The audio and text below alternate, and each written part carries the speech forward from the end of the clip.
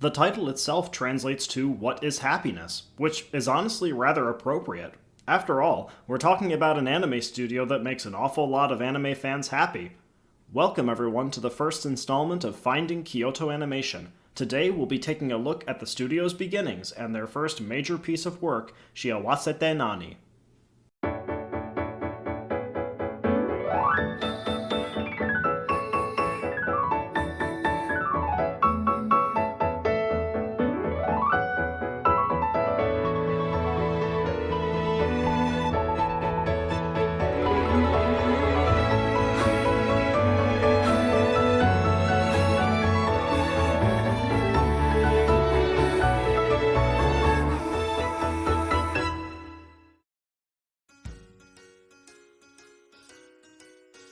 If you were to ask me what my favorite anime studio of all time is, I would say without any shadow of a doubt it's Kyoto Animation. I don't necessarily mean that in regards to the actual content that they produce either. Aside from industry practices like actually giving their employees a salary, they also have a dedicated art school for fostering young talent and teaching them the ins and outs of anime production. Nearly everything from key animations to in-betweens and ultimately allowing many of these young people to take on more directorial responsibilities in the future has allowed the studio to develop an identity that is unmistakably itself, never to be confused aesthetically or industrially with any other studio. The projected image is a studio that, while it may not produce as much content or output compared to a studio like Bones, Sunrise, or well, I guess it's called Bandai Namco Filmworks now, or MAPPA, it nurtures its talent and takes the time to teach them, which leads many of their finished products to feel far closer to wholly realized creations with barely any hiccups in the production pipeline. The thing is though, Kyoto Animation has often been subjected to absurdly long video essays about how much a studio means to someone or chronicling people's personal journeys through their various properties. Now, that's all fine and dandy, and I certainly wouldn't want to rain on anyone who has made it their primary purpose to do so. But when I think of Kyoto Animation, I find myself far less concerned with my personal relationship with them, and more with them as a studio that had to distinguish itself, and how it eventually went through its own artistic periods and trends and figures. Even though it's true that a studio is not a person, but is rather made up of people, it is true that Kyoto Animation is still an entity that has its own brand. You wouldn't get a Kyoto Animation show mixed up with a show from another studio such as, say, MAPPA. So how did they come to find themselves? What is the life of Kyoto Animation? That's when I got the idea for this project, Finding Kyoto Animation. So what's ultimately the goal of this Finding Kyoto Animation project?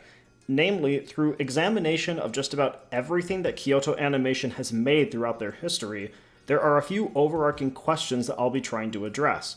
What are all of those various properties trying to do with their own material, as though I were approaching them like anything else that I talk about on this channel?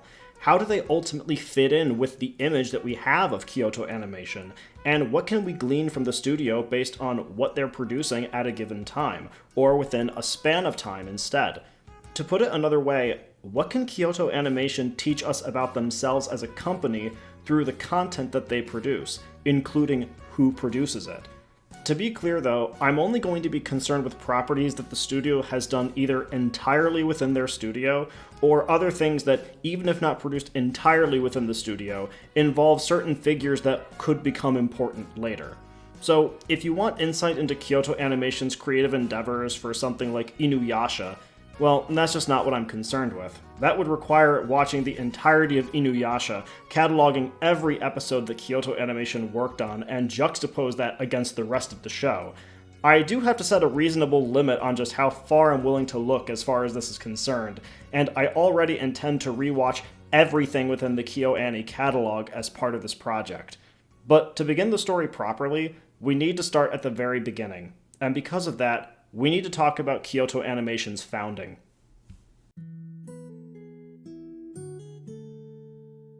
Kyoto Animation was founded in 1985 by husband and wife duo Yoko and Hideaki Hata.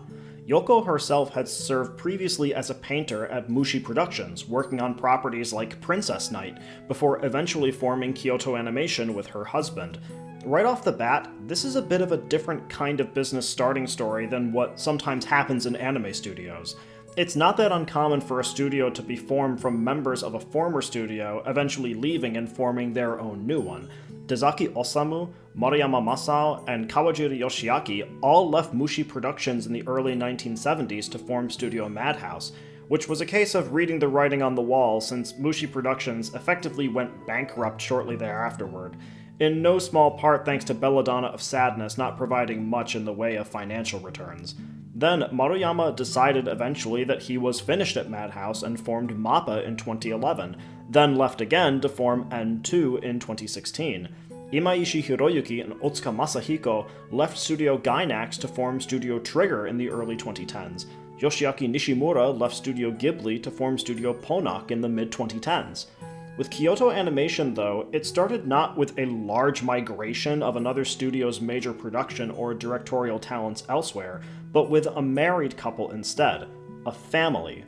This matters because not only are the Hatas still the president and vice president of Kyoto Animation at the time of this recording, even after all these years of thick and thin, but also marks an early point of philosophical grounding for what exactly this studio is.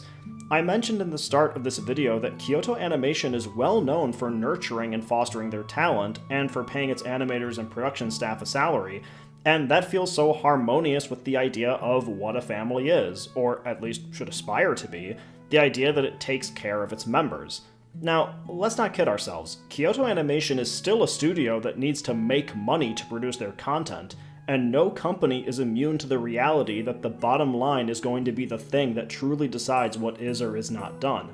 But considering how it's becoming increasingly more common to hear stories of anime studio staff members suffering horrible conditions and having to put up with mediocre pay, with particular emphasis on MAPPA's recent controversies, it also paints a picture of the early ethos for family that itself is a recurring theme that is featured in Kyoto Animation's works. But we'll get to those installments when we get to those.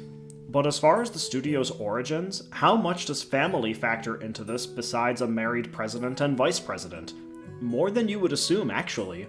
Yoko Hata ended up recruiting housewives that lived nearby to come together and work on cell paintings for several productions from Studios Pierrot and Tatsunoko, assisting and teaching each other about the process involved.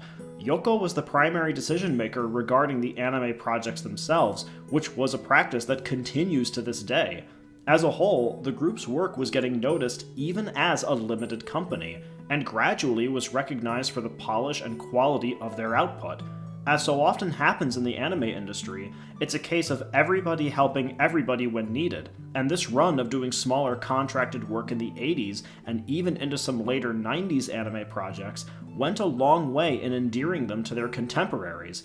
A makeshift family of animators and creators was turned into a recognized workhorse even back then. As such, when the Hatas made the decision to form Kyoto Animation proper in 1985, a familial culture was already established both within the studio and, especially with producer Ishikawa Mitsuhisa, asking Kyoto Animation to manage production for Zillion by Tatsunoko Production within the larger industry.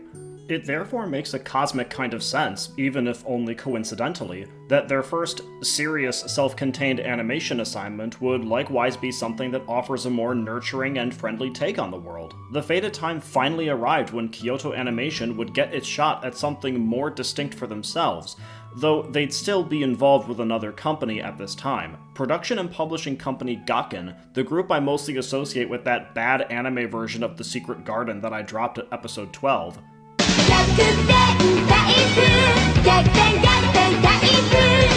Was on board to produce a story called Shiawasette Naani, or What is Happiness, based on a series of picture books by Ookawa Ryuuhou. Kyoto Animation is mentioned at the end of the OVA's credits as Seisaku Kyoryoku, for which the closest English equivalent would likely be production cooperation, or as this subtitle calls it, animation production. Given that the studio was still young and had yet to establish an entirely self-created project, it was not precisely in the position to refuse many opportunities for contracting. And because of that... I don't really want to mention this, but I feel like if I don't, that would be leaving out some rather important context, so I'll make this quick. Ookawa Ryuuhou, in addition to being an author, also happens to have been the founder and president of a religious group called Happy Science, and that they have also been labeled as a cult. The group has proven to be rather controversial for its stances on matters like denying the Nanjing massacre, selling spiritual vaccines for COVID-19 that sold for upwards of a few $100s, and has gotten involved in some incidents involving Aum Shinrikyo, the group that carried out the 1995 Tokyo sarin gas attack. Among these incidents includes a time that Ookawa was almost a victim of an assassination attempt himself when Aum Shinrikyo tried poisoning him in his car using the air conditioning.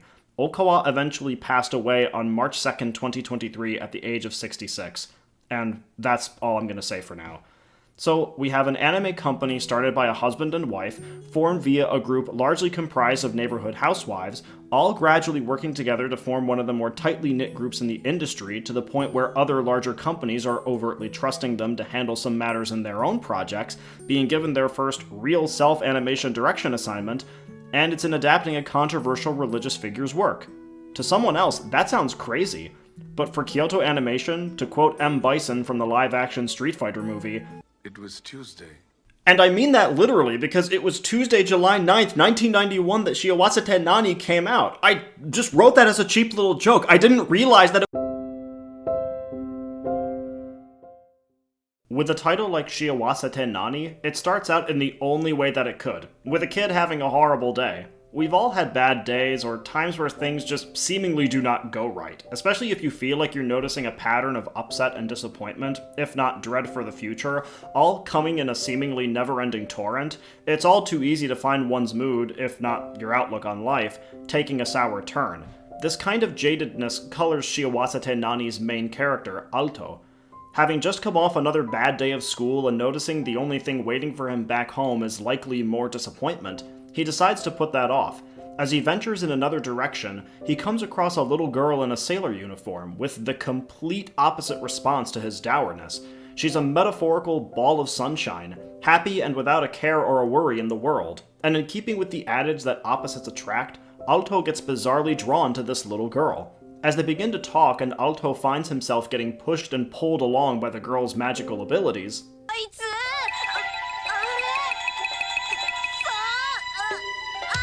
the fuller portrait of her life and philosophy gets painted. She shows him a set of marbles and a beautiful view over the land, and that Alto has his own golden marble that can grow if he lives brightly. As they interact, their conflicting philosophies begin to manifest, with Alto finding the idea of being happy at seemingly nothing akin to a lie, and the girl countering whether that means he'll always be gloomy until something nice happens. She then asks, "You want to worry others by being gloomy?" And it's here that the cohesion of Shiawasette Naani ultimately comes into focus, that the way one carries themselves, or the outlook that they have, has the discernible capacity to impact the people who are around them. Now, this isn't a particularly remarkable insight into anything, but there is a real-world translation to this idea. Think for a moment of all the times that you did not want to talk to someone because you had a feeling that you knew what kind of conversation you were going to have. Children sometimes may not want to talk to their parents because they think that a scolding awaits them, like Alto with his own reluctance to go back home. A romantic partner may put off a sad breakup conversation because they know the crying, pleading, or bitterness that they would be walking into. And I think we've all experienced that one person who, for some reason, has a certain thing that they always manage to bring up in conversation somehow, or cannot get over, which may make everyone around them groan a little. I'm not saying that the groaning part is in and of itself okay. If someone is feeling down in the dumps, or that they need to talk about something, being able to hear them out does matter. But we cannot pretend that there isn't this added social layer of emotional interaction which translates to some feeling of, ugh, I don't want to talk to this person now.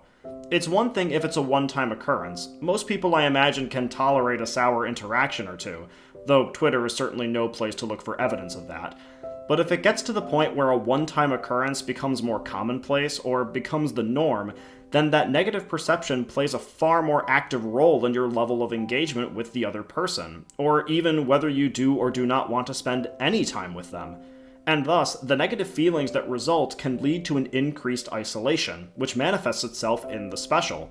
After the girl is revealed to be an angel, for the sake of clarity, that's what I'll be calling her from now on, and getting into a small altercation at Alto nearly throwing away the glowing marble she showed him, Alto is plunged into a dark expanse, revealed to be his inner world. It's not just that it's dark, it's also claustrophobic since there are invisible barriers that restrict him. Shiawasette Naani thus adopts the approach of Alto directly having to confront the metaphysical within him, bringing the intangible into something more visually realizable and interactable, with him at one point literally looking at himself through a mirror darkly. Coupled with the loneliness he expresses, he realizes that there's something about all this that feels wrong on some level, and it's then that his mind darts to Angel. Now, a part of this is because it is via Angel that Alto was introduced to these fantastical elements, but even during his gloom, he cannot help but think of her. If we remember back to the conversation earlier in Shiawasette Naani, when Angel is asking Alto about whether he wants people to be gloomy, it goes to show the extent to which he is already thinking of her and her happy disposition despite her brief presence in his life, and trying to find an exit for this dismal place he's in. Whether consciously or not, his own attitude and perspective has already begun to shift, which makes one wonder just what might have happened otherwise if they had never met. It's when he's reminded of Angel's words about having his own glowing marble and trying to smile that he's able to bring light to his world, opening the door for Angel to walk through and guide him out. In taking its more abstract ideas and turning them more concrete, with the marble representing Alto's true happiness and the inner world reflecting Alto at the start of the special, the sequence as a whole thus reads as a kind of metaphysical warning to Alto about how he sees and perceives himself and the world around him. The presence of even one person or one thing has the capacity to kindle within us the ability to change, or perhaps even more foundationally, the ability to feel. We're in the animanga community, so we're no strangers to this. How many times have we come across some video of some person claiming that some animanga changed their life or caused them to look at the world in new ways, or how something broke them? This philosophy, of course, does not account for everything that can happen. You can try to be a beautiful sun child all you want, but that's not necessarily going to impact the weather unless you're a Shinkai protagonist, or stop other people from acting towards you in ways that are wholly uncalled for, or take advantage of your kindness. These are, however, external factors that involve happiness, and are largely, if not entirely, outside of your control. To a child, that could be something like a day at school or having to do chores like Alto complains about at the start of the anime, while for adults, it might be something tied to their job, their romantic life, etc. Alto embraces the outlook concerned with the more external sense of happiness at the start, evident when he says when he and the girl are on the cloud, being cheerful means someone makes you laugh or something good happens. Isn't it like lying to yourself if you are cheerful because of nothing? With Angel as the foil to Alto's initial worldview, Shiawasette Naani seems more concerned with finding the inner drive for happiness, or the foundational outlook that colors our perception of ourselves and the world. There is indeed a difference between something making you happy versus something inspiring you to be happy, which then takes on a life of its own. Shiawasette Naani's message appears to be that when we find true happiness, as nebulous a term as any, it means that it's something that must come from within us, and additionally, is something that must be shared beyond us, despite all the problems that reality may throw our way. If it sounds like this is a gross trivialization of a rather complex subject, well, that's not entirely wrong, considering that there is an entire cottage industry on self-help books, especially if you were like me growing up and the school librarian was shoving those chicken soup for the souls books down every student's throat possible. Did anybody actually even like those? I've never met anyone who actually did. The ability to find and foster happiness is something that we spend the better part of our lives trying to achieve, especially since happiness does not arise from just one universal thing. People's forms of happiness can collide and cause newer problems, and just because one aspect of your life is under control does not necessarily mean that you've fixed the other things that aren't quite aligned just yet. Self-improvement is not something that happens in one fell swoop, and to expect that there won't be bumps in the road is naive, wishful thinking. Acknowledging this naivete is important because it's integral to Shiawasette Naani's tone, not just because it's fiction and grand changes to people can happen at an author's whim, but also because it's meant for young children. If the message is simply that being truly happy fosters happiness in other people, then it makes sense that it wouldn't necessarily push that button any further. Children aren't stupid, but it's also true that they shouldn't necessarily be thrown into the more multifaceted, complex realities of life nearly so quickly. Don't throw them into the lion's den just yet. Having those things gradually be introduced to them through the natural flow of time and experience, and them subsequently asking questions to satiate their own curiosity, is the way to go. After all, much like with Disney films, it's not Shiawasette Naani's responsibility to be the substitute for teaching life lessons. It's a supplement, not a replacement. That being said, it's admittedly a little difficult to take some of this naive reading to heart, considering the context taken in full.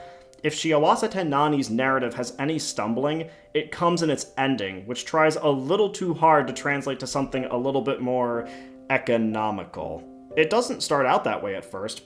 Alto, clearly influenced by his interaction with Angel, approaches things with a new spryness and a drive to make both his outlook on the day, as well as the outlook of those around him, more fresh and sunny. He notes that his perspective on things has kindled the light within him that Angel took the time to show in the Inner World sequence. But then, the special decides to take a rather odd turn.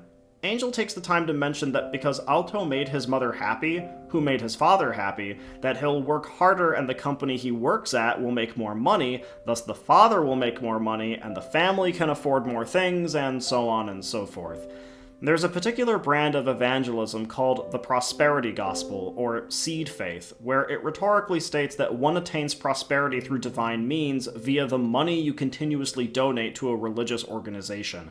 This differs from traditional pledges in the sense that with traditional pledges, depending on your denomination, you're not necessarily obligated to give money to receive divine blessing, whereas with prosperity gospel, giving money is not only integral, but the doctrine often translates divine favor to physical health and later financial fortunes. I want to be in the green, Lord! Now, an organization needing money is not exactly new. An organization needs money to keep its operations going, regardless of whatever company, faith, or denomination is asking for it. But that being said, though, it's rather difficult to not see the ending of Shiawasette Naani as a form of propagandist pleading for money to donate to happy science. After all, what better way to ensure one's future happiness than to donate to an institution that has the word happy in its title? With this rather unfortunate overhang, it cuts into the rather natural development of the special's theme into something forced and unneeded, and frankly, it's just not welcome here. A special doesn't necessarily need to rewrite the book on how we come to understand the human condition. That would be ridiculous, and particularly if it was being asked to do that in only 15 minutes. But Shiawasette Naani's final little push went too far. If it had restrained itself from making that last little bit of economics-based commentary about happiness, then the simple, naive poignancy that it had cultivated earlier would have resonated far more strongly. But whether because of the pressing financial matters dictating the original book's creation, or just because Ookawa thought that this was a good decision divorced from that, it undercuts itself at its core and leaves the final result more of a whimper than it needs to be. This is all speculation, so please don't take this as gospel either. But I don't blame Kyoto Animation for having the special end this way. With the studio still being a smaller company at the time, I don't think they would have had the wherewithal to push back against their first real chance to make something that was mostly their own, largely divorced from any studio. In time, the studio would become vastly more independent with what they sought to complete in terms of their own projects, but in the formative years, they didn't quite have that yet. As I said, it's not their fault. That's just the reality of how things are sometimes.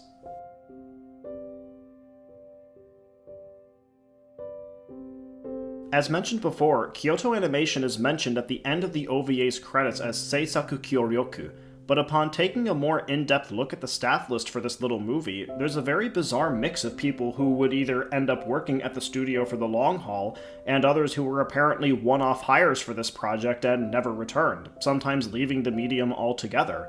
In regards to people that didn't go on to become Kyoto Animation staples, Fukui Hidehiko was the credited composer for Shiawasette Naani's music, and apparently never did anything in animation ever again. Nagayama Kuniaki, who evidently wrote the script for this, was involved in the production for the awesomely melodramatic Onisama-e. and production generalization for the first 12 episodes of Legends of the Galactic Heroes, which is a credit that I have never read anywhere else. If anybody knows any other credit like that, please let me know. It also appears that in-betweener animator Yamagata Ryoichi didn't have a long career in anime either, nor did Koyama Kenichi. Hojo Takashi was a key animator who had a smattering of projects before finishing his career in anime with the Crayon Shin-chan movie, The Secret Treasure of the Buri Buri Kingdom, and another key animator, Matsuda Yoko, had their career finish in 2001 with the first 2 episodes of Rurouni Kenshin. Though fascinatingly enough, they worked on some episodes of the 1979 version of Doraemon and was credited as Kyoto Animation in the process. But I unfortunately cannot find any copies of the episodes that they worked on to check the aired credits, so someone else might know more about this than I do. Of utmost importance, though, are 2 people who would remain at Kyoto Animation through to the present. Shiawasette Naani's credited art director is Unoguchi Joji, who has served as art director or an art designer for pretty much everything Kyoto Animation produced since Nurse Witch Komugi. If you have ever at any point liked the general sense of background art or the 3D art within the studio's later body of work, the chance is likely that you've been appreciating Unoguchi's efforts. But the one figure who is definitely worth talking about a little bit more at length here is Ishihara Tatsuya, the specials director and animation director. Ishihara has been involved in Kyoto Animation since the earliest points of the studio, more specifically around 1988. Having worked on previous projects like storyboarding a few episodes of the 1979 Doraemon and tweening for the Crusher Joe OVA, AnyDB also claims that he did 2 episodes of Mr. Ajiko. He was tasked with his first real task as a director for Shiawasette Naani. Ishihara's presence in Kyoto Animation is instrumental in giving the studio some of its earliest legs, such to the point that if you were to create a Mount Rushmore of Kyoto Animation figures in terms of production staff, it would be a crime to exclude Ishihara. To clarify, he was not the first to direct a full television seasonal for the studio, as that honor goes to Takemoto Yasuhiro with Fullmetal Panic Fumofu, which we'll get to eventually. But Ishihara did episode direct numerous entries for Inuyasha, as well as some of the studio's most acclaimed works. This helps establish the studio's identity not only in regard to the types of stories that it would tell, but how it would go about telling them, which we'll get to when we reach those individual installments. How much of a presence is he at the studio, especially in the years when Kyoto Animation was trying to strike it on their own? Well, he directed all the key adaptations, was in charge of the Haruhi franchise, and several others. While he still directs, he also took more time to serve in an advisory position for productions, such as when Yamada Naoko directed KyoAni. Ishihara, along with some other people to be mentioned later, serve the studio's dual function of both spearheading the actual production of things, as well as mentoring and monitoring the up-and-coming talent to ensure more successes down the line. Is he the most important person in the history of the studio? Well, that's up for debate, and one that I don't think anyone could convincingly settle. What do all these bits of information mean? It shows that especially since Kyoto Animation was still in the earliest phases of its life and at a point of reorienting itself, it had to make the most of the talent that was immediately available in order to realize something complete. We are still quite a ways off from when the studio perhaps well and truly established itself aesthetically, but even within Shiawasette Naani, some of the personnel building blocks that would color the studio's outlook and philosophy have already been recruited and actively participating. But what about the special itself? How exactly does Shiawasette Naani fit into the overall canon of Kyoto Animation? Given its short length of 15 minutes, and the fact that the studio never really took on a project of this particular nature again, it might be a little instinctual to just move past it and talk about some of the other things the studio made in the 90s and early 2000s. Doing so, though, I think misses a couple of significant aspects of the special that, intentionally or not, do shape how the studio came to define itself. Firstly, the very setting of Shiawasette Naani operates under a general framework that characterizes a lot of Kyoto Animation's works. When one looks further down the timeline to stories like the Key adaptations, The Melancholy of Haruhi Suzumiya, Beyond the Boundary, and Myriad Colors Phantom World, there's a notable cross-space that develops between the real world, as it were, and the fantastical world. Alto getting plunged into the dark void of his inner world, flying on a cloud that Angel provides, and getting turned about in the air like a rag doll are played more as that world's diegetic reality. By diegetic, I mean it is actually taking place within the story as perceivable by the characters, such that they can actively interact with it, and not just something that their imagination is cooking up.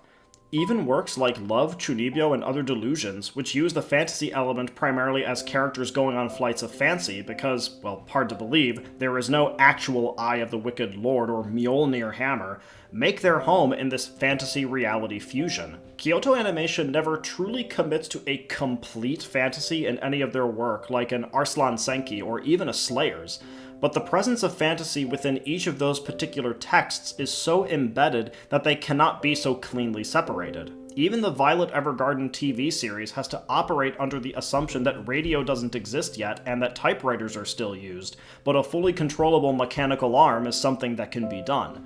Secondly, while also not unique to Shiawasette Naani, this inclusion of the supernatural is brought about through, or at least heavily involving, a female character. Even in circumstances like Amagi Brilliant Park, where Kanye has a supernatural-sized ego, it's through going on a date with Isuzo that the world of Amagi Brilliant Park is brought into the fore, and he's eventually bestowed his mind-reading power.